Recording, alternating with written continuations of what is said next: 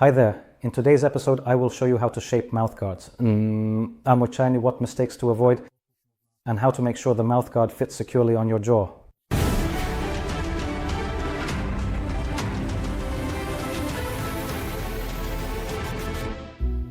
I know this problem affects not only beginners, but also advanced users who have already dealt with various mouthguards multiple times.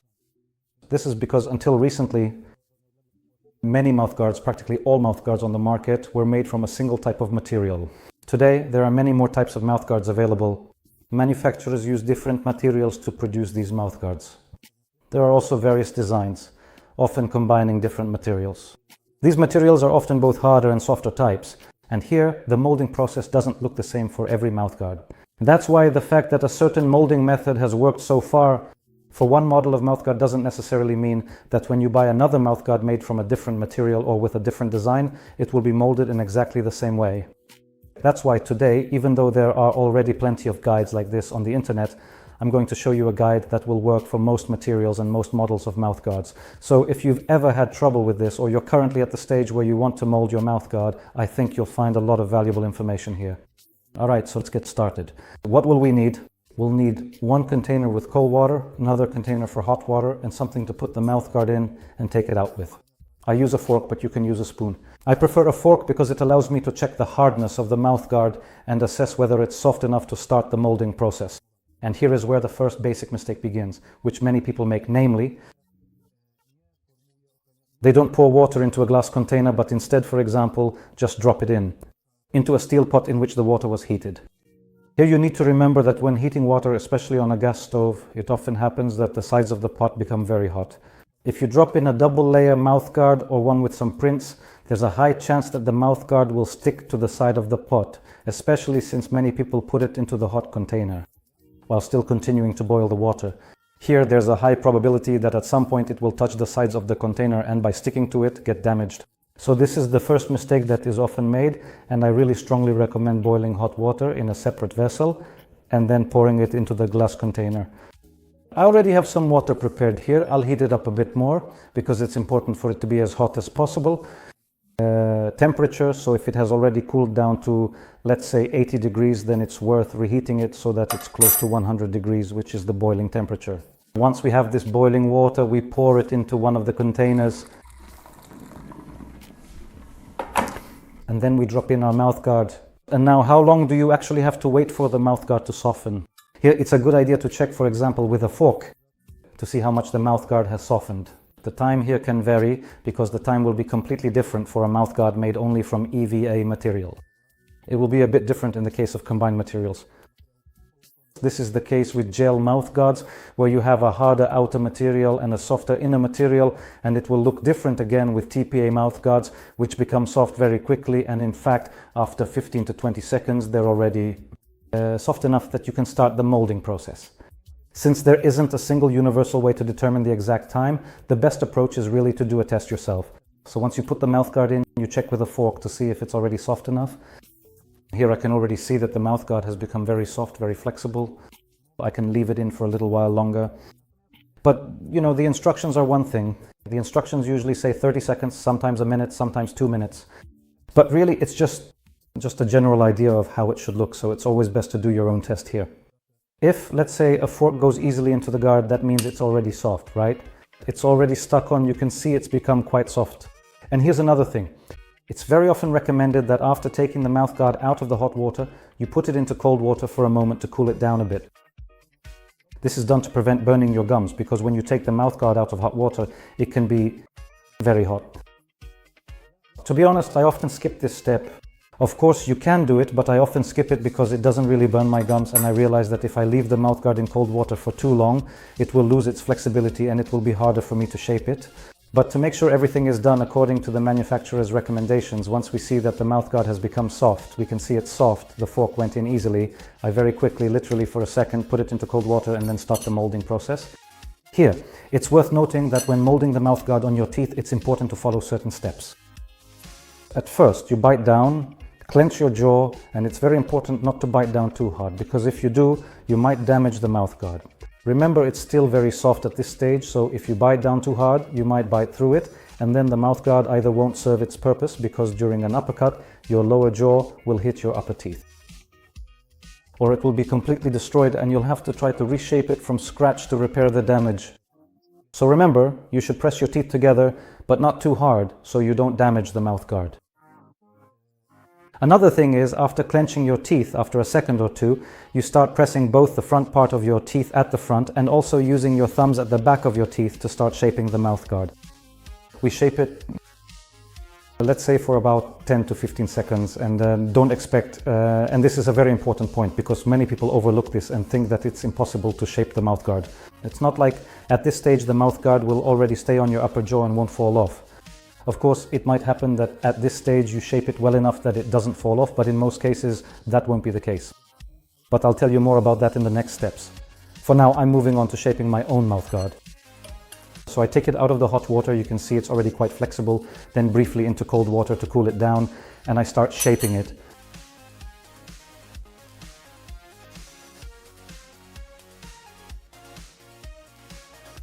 And here's a very important thing, you've probably noticed it in the recording. As I mentioned earlier, it's not like the mouthguard will fit your teeth so well at the shaping stage that it won't fall off. Notice that at this stage the mouthguard is already quite well contoured in terms of the lower jaw, especially around the molars here, but it's not sufficiently shaped at the front. That's why it's recommended that after taking it out of your mouth, you press the mouthguard here at the front part. It might look a bit unnaturally bent here, but usually when removing it from the jaw, this front area tends to widen. And it's precisely this front area that's responsible for keeping the mouthguard securely in place on the jaw. So if the mouthguard isn't properly fitted in the front part here, it will keep falling off. And always at the stage when it's very flexible and you're taking it out of your teeth, it will expand at that moment. So it's very important that after removing the mouthguard from your teeth, once all the teeth are well molded here, you squeeze it at the front. As we can see, it's a bit unnaturally squeezed at this point, but thanks to that, after cooling, once it has set, it will fit very well on your teeth. So that's a tip worth paying attention to. A lot of people don't do this and then they're surprised. They can't mold the mouthguard because it keeps falling off. That's exactly because it's not fitted here at the front part. Remember, the mouthguard is held right here at the front of the teeth. Not at the back of the teeth, not on the 6s, 5s or 4s. Right here on the 1s, 2s and 3s. And it's the fitting of the mouthguard. In this area here that determines whether the mouthguard will stay on your upper jaw or not. So it's very important that the mouthguard is tight here. And now, once we have the mouthguard roughly shaped, we need to cool it down. And here there are different options. Some people recommend cooling it in cold water, but it really has to be very cold water, around 2 to 3 degrees Celsius, while others say it's best to put it in the freezer. I prefer putting it in the freezer because I know the temperature there is low enough. I put it in the freezer for about 5 to 10 minutes, and at this point the material shrinks very nicely and takes on its final shape, because it's only during the shrinking stage that the mouthguard gets its final form. This is especially important for TPA mouthguards because many people are surprised when forming TPA mouthguards that during the molding stage it's not possible to shape it enough for it to stay on the teeth. And that's for 2 reasons. First, because they don't compress the front area after the molding process of the mouthguard, and second, because they don't put it in the freezer, so the material doesn't have a chance to shrink. So at this stage I put the mouthguard in the freezer and wait for it to take on its final shape. Okay, 15 minutes have passed, we've taken the mouthguard out of the freezer. After taking it out of the freezer, it's a good idea to rinse it under running water. And now we have a molded mouthguard. As you can see, the front part of the mouthguard is pressed very nicely here. Don't worry if it's hard to put on. This is a flexible material, it gives way when you put it on, as you can see. But thanks to the fact that it's tightly molded in the front part, it will fit nicely over the gums around the incisors, canines and premolars, and it will hold very securely on your teeth. Anyway, let's check, because I haven't had a chance to try it yet.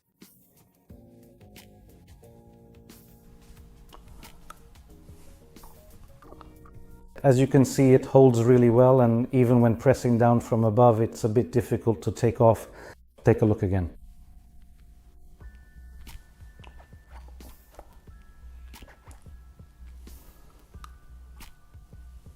As you can see, it fits perfectly to the upper jaw, very well adjusted at the bottom, and fits really nicely around the back teeth. It holds onto the jaw very well, and that's exactly because we made that compression in the front part. So this is really a tip worth paying attention to, because it works for all mouthguards and definitely eliminates most cases where the mouthguard doesn't stay on the upper jaw. It often happens that our teeth change because we lose a tooth, fill a cavity, or make some adjustment to our bite, and then the mouth guard we've been using no longer fits or starts to pinch somewhere. So what can you do then? Well, you can go through the entire molding process again. These mouth guards can be molded multiple times. There really isn't a limit to how many times you can mold them. So for example, if something didn't work out during your first attempt at molding, don't get discouraged. Just repeat the whole process again. Sometimes it happens that you keep it in hot water for too short a time, or the water you pour into the container cools down too much and doesn't soften it enough. Sometimes you leave it in cold water for too long and it loses its flexibility, which makes molding more difficult. Sometimes you clench your teeth incorrectly or press down on the teeth the wrong way. This can also cause various problems with the mouthguard. So you can actually repeat this process 2 to 3 times. It's absolutely not a problem. If it happens that you repeat this process several times and even after pinching it with your fingers, the mouthguard still doesn't stay in place after removing it from your teeth, then it's possible there's an issue with the material itself. Because there are also different types of mouthguards on the market, and sometimes it happens that the mouthguard is made from the wrong material, which can make the molding process very difficult or sometimes even impossible. That's why it's always highly important to buy mouthguards from reliable and reputable sources, to buy from established manufacturers who have been actively on the market for a considerable time and who genuinely care deeply about the superior quality of the raw material meticulously used to craft each and every mouthguard, and who consistently devote significant and unwavering attention to rigorous quality control. Certainly no brand that has been on the market for a long time would allow itself to release mouthguards made from improper materials, because it's obvious that complaints later on would be associated with high costs. I know how it is in our company, DBXW, and we pay a lot of attention both to the quality control of the materials from which the mouthguards are molded, as well as to the random inspection of practically every batch we receive.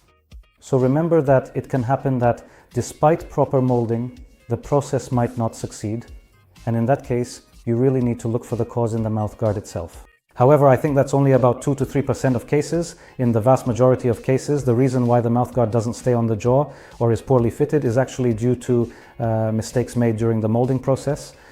So getting back to the topic, of course, after a change in your teeth, you can reshape it again. Of course, you can also trim it, because sometimes it happens that the mouthguard presses somewhere in the back because it's too big. In that case, it's not a problem. You just need to cut it in the back with scissors or a knife. After trimming, it would be a good idea to repeat the molding process so that it fits well around the molars, your 6s and 7s. However, in most cases, the size of these mouthguards is already chosen to fit an adult's jaw. It might be a bit different if you buy a mouthguard for an adult but want to use it for a child. There are different sizes specifically designed for children. I've already talked about this in a previous video and will include a link to it in the description for this product. As you can see, mouthguards for children and adults are completely different in size. If you buy a mouthguard for a child, you probably won't need to trim it. However, there might be another problem. It may turn out that the mouthguard is too small for the child. So sometimes some parents decide to buy an adult mouthguard and trim it down. First, they trim off a little, shape the mouthguard, and ask the child if it fits well. If something bothers the child, they trim it even more. And when they reach a length that suits the child, since children are different ages and have different teeth, they leave the mouthguard as it is at that stage. So it's not always a bad idea to buy an adult-sized mouthguard, even when we're buying one for a child. Another very common question is whether you can use mouthguards if you wear braces. And if so, what type of mouthguard should you use? In fact, it's always best to ask your dentist or orthodontist about this, because there can be various dental issues that may be contraindications, and in such cases, using a mouthguard is indeed not recommended. However, from my own experience, I can say that in the vast majority of cases, a standard mouthguard is perfectly sufficient to use with braces. Of course, in that case, it's worth choosing a double-layer mouthguard, because the inner gel layer is much softer during molding and will adapt better to the braces. So I know many people who wear braces and still use regular mouthguards. There's no need to look for any kind of specialized mouthguards. To be honest, in most cases, they are practically no different from regular mouthguards. It's often just a marketing ploy. However, as I mentioned at the beginning, this isn't a decision you should make on your own or by listening to some guy on the internet. You should consult your dentist or orthodontist, because often different types of braces and various dental issues can actually mean you need a mouthguard specially adapted to your needs. I mean, it's a matter that's very individual and requires consultation. Alright, that's everything I wanted to share with you about mouthguards and the process of molding them. I'd like you to remember 2 things that are key in this whole process. First of all, it's crucial to properly soften the mouthguard before molding it, which means keeping it in hot water long enough. Don't rely on the instructions because they vary. Some say 30 seconds and some 45, some a minute. In reality, a lot depends on the material of the mouthguard and its construction. It's a very individual matter. Sometimes mouthguards made from the same material can have completely different temperature requirements because the density of the material used may differ. That's why it's worth checking its hardness after putting it into hot water in a glass container. When you feel that it has become soft, you start the molding process. And the second super important thing that will affect the stability of the mouthguard, after removing it from your teeth, press down on the front part. It needs to be tightly compressed here, and really nothing will be pressing. There won't be any problem with using it. The mouthguard will fit perfectly on your teeth. So thanks for your attention, and I invite you to check out my previous video where I discuss the differences between various materials and types of mouthguards. I think it will nicely complement the knowledge you've gained in this episode. If you have any additional questions or if you encounter any problems despite following the instructions, either ask your question in the comments below the video or give us a call. Here, our support staff will be happy to help you and advise you on what can be done if any problems arise, and we will definitely handle any situation. Thanks for watching. See you in the next episode. Bye.